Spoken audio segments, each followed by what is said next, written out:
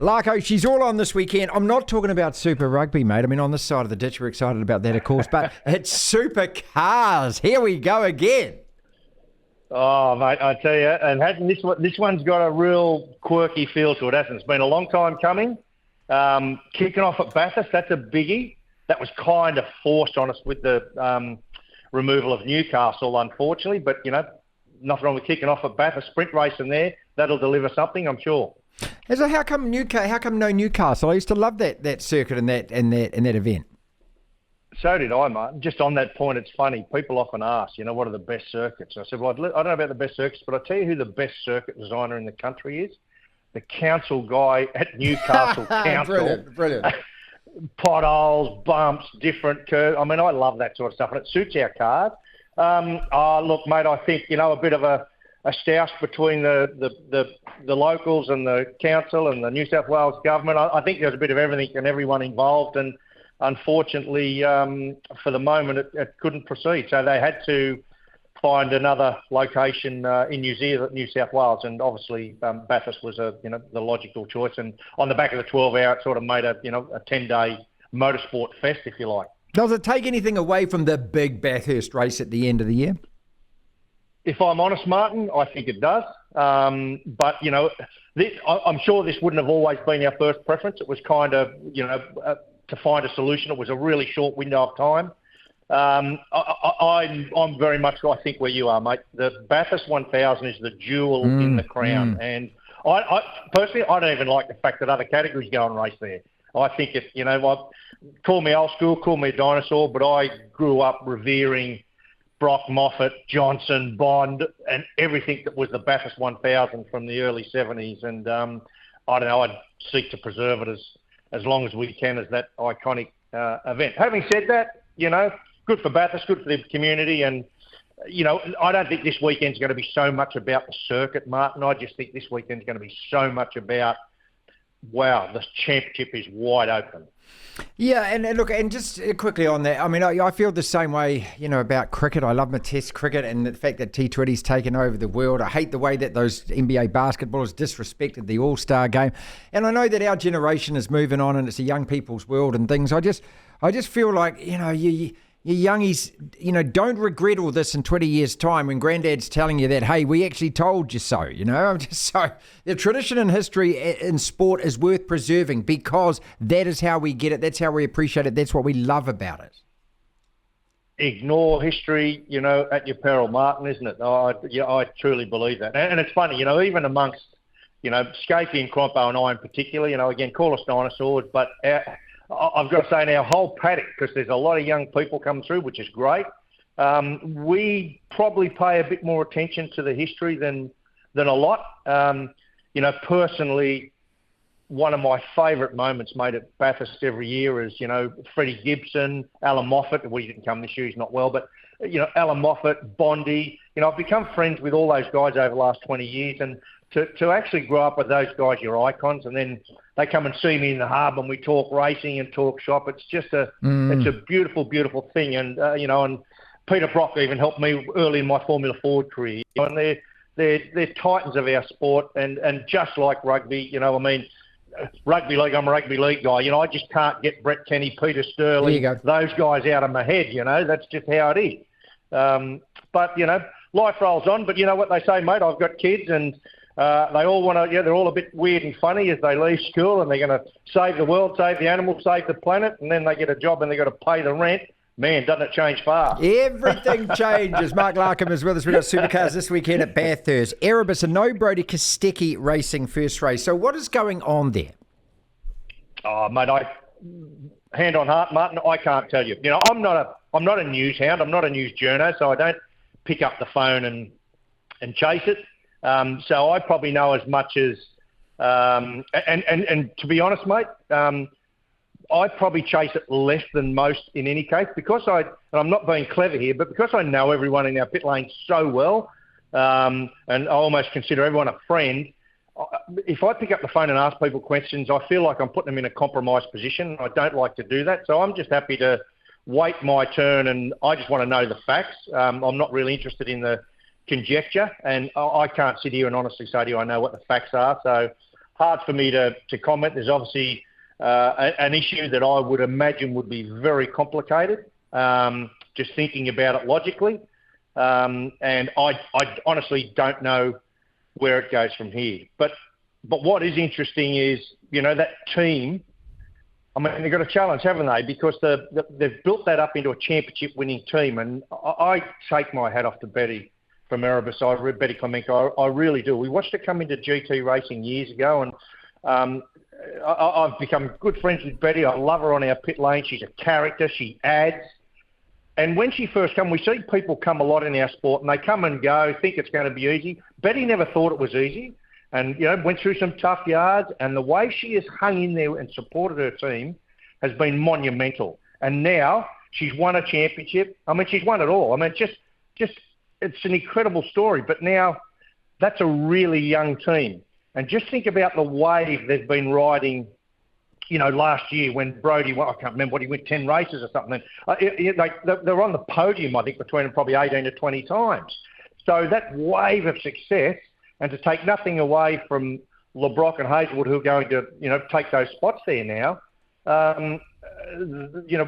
with great respect to them, they are not Will Brown and they're not Brodie Kostecki. So personally, I think the team's going to take a bit of a hit. And they've got to make sure they can pick themselves up and dust themselves on. And when and if Brodie comes back, I have no idea. Mark Larkham is with us. Drivers to look for. You mentioned Will Brown then. I also want to ask you about Matthew Payne, of course, who Kiwi won that last race. I've been reading a fair bit about people saying that this is going to be a big season for him as well. So talk to us about those two guys.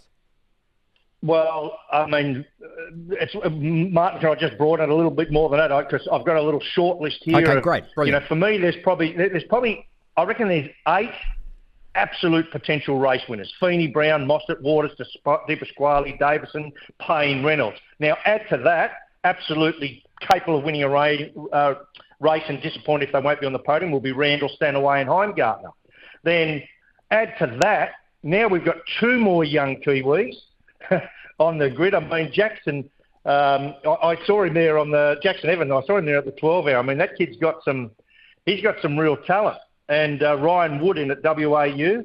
I mean, again, we see this ongoing onslaught of Kiwis coming out of your junior categories, the great junior racing environment, Martin, that we've spoken about often that you've got over there, the great, gnarly, tough racing tracks that we often talk about that you've got over there, and can't wait to get the Taupo. There you go. But look what's happening, mate. You are, again, disproportionately represented in the motor racing world, and it continues. So I reckon it's great. So they're proper young talents that are there 100% because of talent. And that's what I like, mate. I don't like when people get there because they've had money or they've known people. I like when people get here because a team has chosen them because they're a young person with genuine talent and potential. So Kiwis, look out for those 2 on your radar. Now let's bring it back to Payne. Yes. Wow, I like this guy. I've liked him since day one. I like what the team did with him when they put him in Dunlop in Super 2 rather than throw him straight in the main game. There's a lot of chat about that. I even spoke. I said, that's the wrong thing to do. Let him learn. And now he's come into the main game. He knows how tough it is. He knows what to expect. And look how he ramped it up last year, Martin. I mean, Matt Payne in the last 4 or 5 races of our year last year was on fire. So now we go into 2024. That's a great team he's in, great culture, really well resourced. He got Stanaway to push him along now, another really highly talented Kiwi. And Matt has been to every circuit now, knows what to expect, knows the level of competition. With no Van Gisbergen around, it's wide open. I think we can expect a fair bit from Matty Payne this season. He's the real deal, that kid. He really is talented. And any change to the cars? This is what all we were talking about last year, these new cars. Any adjustments that we will be able to actually recognise when we see the cars? Look, on television you probably won't, Martin, but as everyone knows, there was a lot of chat about parity last year. And let me just say this, and I may have mentioned it before, but one of the consequences of doing what we do very well in this category, in fact, I'd suggest even watching what went on at the 12 hour and learning a bit more about how they function, I can tell you, we do parity, I reckon, better than anyone in the world. What's happened, though, when we brought Gen 3 cars along to reduce costs and to take away the big dollar operations or the advantages they had, we tried to make a lot more of the cars the same. So while their external surfaces are different, and the manufacturers love that. That is the Camaro's wind-licked body surface, and that's the Mustang. That's what they look like if you go and buy them on the showroom floor. Beneath the surface, a lot of the componentry now we made common to reduce the cost. The non-competitive parts, radiators and wiring looms and clutches and tail shafts and wishbones and uprights that bolt your wheels on and wheel ups. So all that stuff's common, so it saves the teams a lot of money, and it will do in years going forward. But in doing that, we also spent a lot of time on making engine performance exactly the same, because they're two completely different engines. One's an overhead 4-cam quad-valve engine. The other one's a 2-valve normal single camshaft engine like we've always had. One's 5.7, one 5.4. I've showed you the overlays, and I'll show you them again this weekend from the dyno. They are exactly the same across their full rev range. So that's fantastic. But the point being, when you make the cars so identical in terms of performance, downforce and drag, which we've done a lot of work on at all those tests we've done at aerodromes around the country, is that any tiny little difference, which in the last 30 years of our game would not matter to Freckle, now matters a lot. So we might go to a circuit where it's low-speed corners, or there's a southwesterly blowing across the circuit all weekend, and the aerodynamics of the Camaro might be ever so subtly to the aerodynamics on the Mustang. And what's really happened here is where we were not even bothered about those sliding differences before, now they're magnified. So the only solution to that was to go to the next level in terms of tools that the categories had to spend a lot of money on.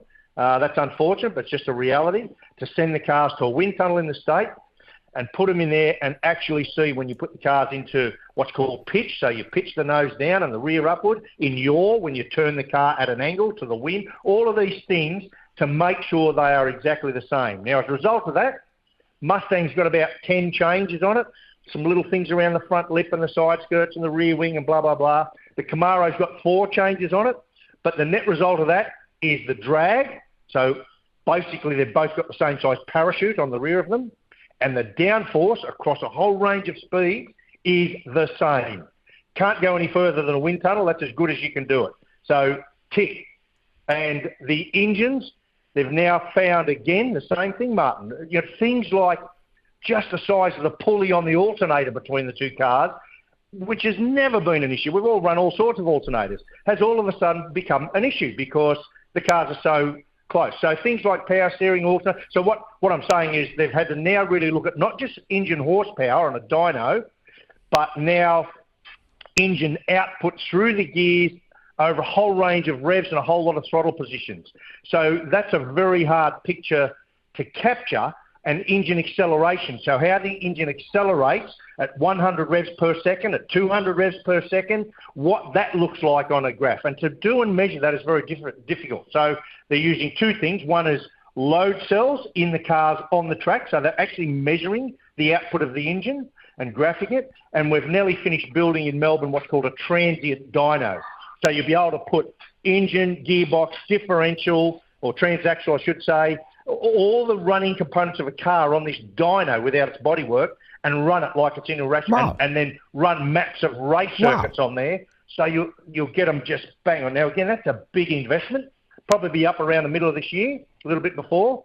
But that's the level supercars are going to. So no one can complain there's any parity issues because, Ford copped a bit of a hard time last year, and you could just see it in the drivers' eyes.